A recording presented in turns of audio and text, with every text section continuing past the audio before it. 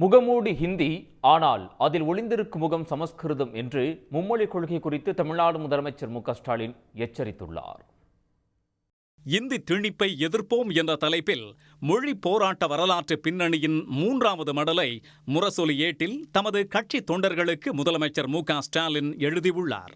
அதில் தமிழ் மொழியை இந்தி மொழியாலோ, இந்தியை முன்னிறுத்தி மறைமுகமாக திணிக்க நினைக்கும் சமஸ்கிருதத்தாலோ அழிக்க முடியாது என்று குறிப்பிட்டுள்ளார். இந்தியால் தமிழ் அழியாது, ஆனால் தமிழ் பண்பாடு அழிந்து போகும் என இந்தியை எதிர்ப்பதற்கான காரணத்தை குறித்து தந்தை பெரியார் அன்றே கூறியதை முதலமைச்சர் மு.க.ஸ்டாலின் சுட்டிக்காட்டியுள்ளார். ஆதிக்கத்தை உணர முடியாமல் போனவர்களின் தாய்மொழிகள் கடந்த 1 நூற்றாண்டு காலத்திற்குள் கரைந்து காணாமல் போன துயர வரலாற்றை இந்தி பரவிய நிலப்பரப்பு எங்கும் காண முடியும் என்று மு.க.ஸ்டாலின் குறிப்பிட்டிருக்கிறார்.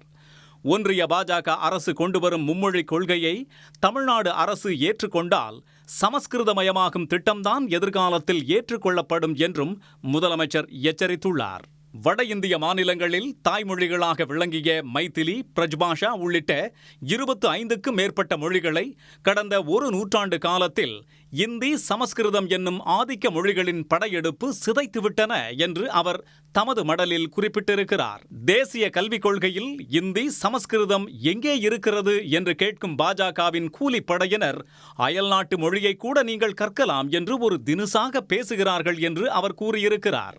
இவர்களுக்குத்தான் இந்திய மொழிகள் மீது எவ்வளவு அக்கறை என்று கிண்டலாக கேள்வி எழுப்பியுள்ள முதலமைச்சர் ஸ்டாலின், தமிழ்நாட்டில் உள்ள கேந்திரிய வித்யாலயா பள்ளிகளில் ஒரு தமிழாசிரியரை கூட ஒன்றிய அரசு நியமிக்காதது ஏன் என்றும் கேள்வி எழுப்பியுள்ளார். சமஸ்கிருதத்தை திணிக்கவும், தமிழ் உள்ளிட்ட மொழிகளை புறங்கையால் ஓரங்கட்டவுமே தேசிய கல்விக் கொள்கையை பாஜக அரசு திணிக்கிறது என்று முதலமைச்சர் மு.க.ஸ்டாலின் சாடியுள்ளார். இதற்கிடையே இந்தி மொழி திணிப்பு குறித்து எக்ஸ் தளத்திலும் பதிவிட்டுள்ள முதலமைச்சர் மு.க.ஸ்டாலின், தமிழ் விழித்தது, தமிழ் இனத்தின் பண்பாடு பிழைத்தது என்று குறிப்பிட்டுள்ளார்.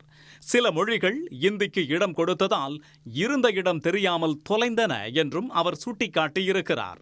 இந்தி திணிப்பு எங்கு சென்று முடியும் என்று தெரியும் என்பதால் தமிழ்நாடு அதை எதிர்க்கிறது என்றும் அவர் குறிப்பிட்டுள்ளார். உடனுக்குடன் செய்திகளை தெரிந்து கொள்ள சன் நியூஸ் பெல் ஐகானை கிளிக் பண்ணுங்க.